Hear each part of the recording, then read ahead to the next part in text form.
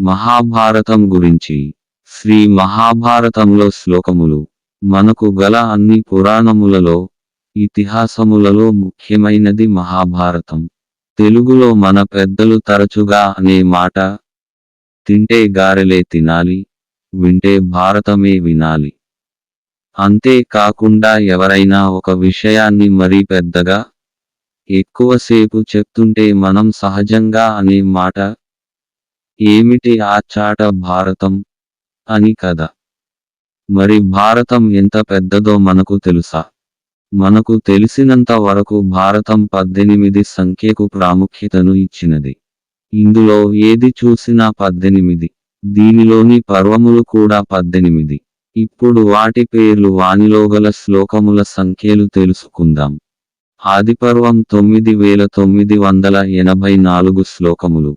సభాపర్వం 4311 శ్లోకములు. అరణ్యపర్వం 13664 శ్లోకములు. విరాటపర్వం 3500 శ్లోకములు. ఉద్యోగపర్వం 6998 శ్లోకములు. భీష్మపర్వం 5884 శ్లోకములు. ద్రోణపర్వం 10919 శ్లోకములు. కర్ణపర్వం 4900 శ్లోకములు. శల్యపర్వం 3220 శ్లోకములు. సౌప్తిక పర్వం 2870 శ్లోకములు. స్త్రీపర్వం 1775 శ్లోకములు. శాంతిపర్వం 14525 శ్లోకములు. అనుశాసనిక పర్వం 12000 శ్లోకములు. అశ్వమేధ పర్వం 4420 శ్లోకములు. ఆశ్రమవాస పర్వం 1106 శ్లోకములు. మౌసల పర్వం 300 శ్లోకములు. మహాప్రస్థాన పర్వం 120 శ్లోకములు. స్వర్గారోహణ పర్వం 200 శ్లోకములు. అన్నీ కలిపితే మనకు మహాభారతంలో మొత్తం 1696 శ్లోకములు ఉన్నాయి. శ్రీ మహాభారతం ఏ పర్వంలో ఏముంది? మహాభారతంలో ఉన్నదంతా లోకంలో ఉన్నది. మహాభారతంలో లేనిదేది ఈ లోకంలో లేదు అని లోకోక్తి. 1. ఆదిపర్వం. రాక్షసుల గురువైన శుక్రాచార్యుడు, ఆయన కుమార్తె దేవయాని, చంద్రవంశ మహారాజు యయాతిల చరిత్రతో పాటు శకుంతల, దుష్యంతులకు సంబంధించిన అనేక పురాతన కథలను ఇది వివరిస్తుంది. ఈ పర్వంలో అధిక భాగం కురువంశ మూలపురుషులైన శంతనుడు, భీష్ముడు, విచిత్రవీర్యుడు, ధృతరాష్ట్రుడు తదితరుల పరిచయం ఉంటుంది. పాండురాజు కథ. పాండవ కౌరవుల జననం, విద్యాభ్యాసం, వారి మధ్య బాల్యం నుంచే పొడసూపే స్పర్ధలు, పాంచాల రాకుమారి ద్రౌపదితో పాండవుల వివాహం, అర్జునుడి తీర్థయాత్ర, శ్రీకృష్ణుని చెల్లెలైన సుభద్రతో పరిణయం తదితర విషయాలను కూడా ఆదిపర్వం వివరిస్తుంది. 2. సభాపర్వం. పాండవ ప్రథముడైన యుధిష్ఠిరుడు, ధర్మరాజు, రాజసూయయాగం చేయడం, కౌరవ ప్రథముడైన దుర్యోధనుడు శకుని సాయంతో జూదం గెలవటం, పర్యవసానంగా తలెత్తిన పరిణామాలు ప్రధానాంశాలు. 3. అరణ్యపర్వం. దీనినే వనపర్వం అని కూడా అంటారు. కామ్యక వనంలో పాండవుల వనవాస వర్ణన ఇందులో ఉంటుంది. దీనితో పాటు నలదమయంతుల కథ, సావిత్రి సత్యవంతుల గాథ, ఋష్యశృంగుడు, అగస్త్యుడు, మార్కండేయుడు తదితర మహామునులతో పాటు భగీరథుడు, శిబి వంటి చక్రవర్తుల వృత్తాంతాలు కూడా ఉంటాయి. 4. విరాట పర్వం. విరాటుని కొలువులో పాండవులు అజ్ఞాతవాసం చేయడం, దుష్టుడైన కీచకుని వధ, పాండవులను అజ్ఞాతవాసం నుంచి బయటకు రప్పించి దానిని భగ్నం చేయడానికి, విరాటరాజుకి చెందిన గోవులను పట్టుకున్న కౌరవులతో యుద్ధం, దక్షిణ గోగ్రహణం, ఉత్తర అభిమన్యుల పరిణయం ఉంటుంది. 5. ఉద్యోగ పర్వం. ఒకవైపు శాంతియత్నాలు, మరోవైపు యుద్ధ సన్నాహాలు సమాంతరంగా సాగిపోవటం ఈ పర్వం ప్రత్యేకత.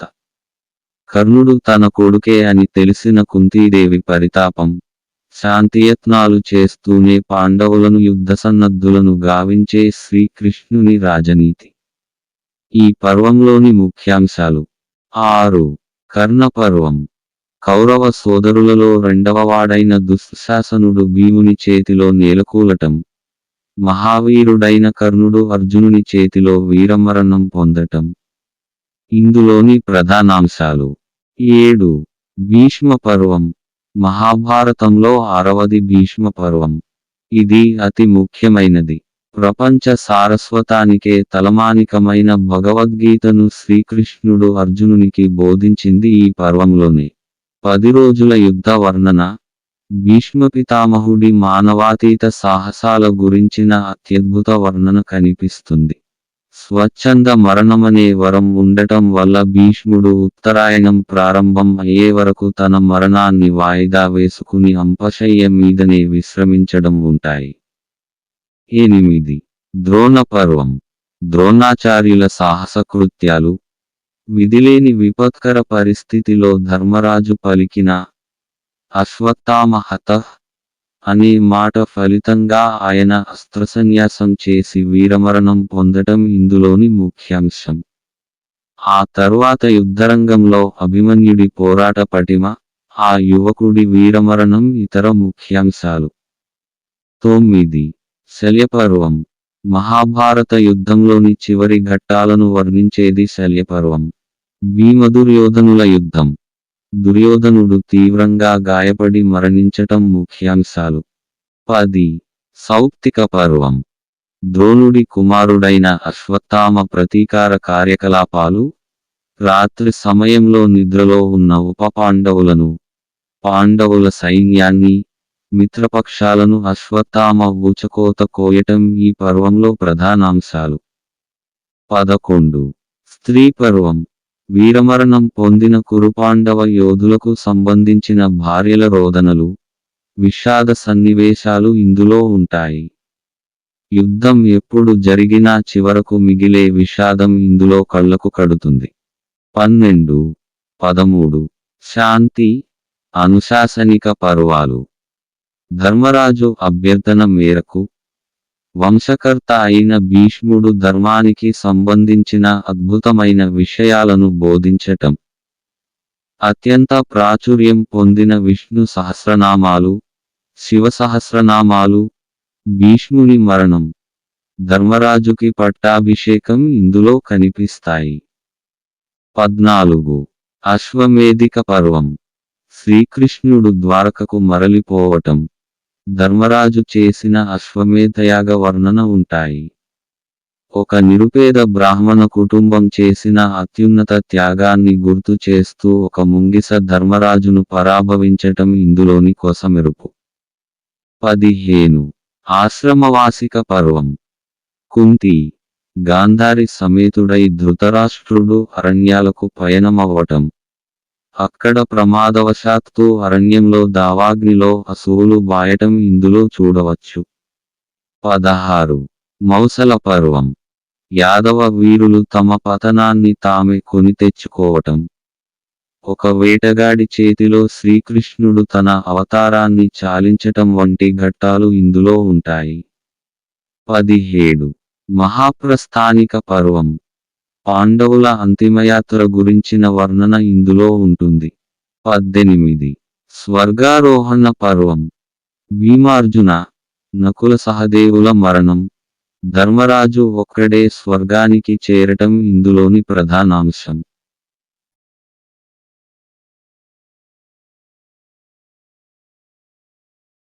My BCs channel. మా ఛానల్ని లైక్ చేయండి మరియు సబ్స్క్రైబ్ చేయండి. పక్కనే ఉన్న బెల్ బటన్ పై క్లిక్ చేయండి. ఈ వీడియో మీకు నచ్చితే షేర్ చేయండి.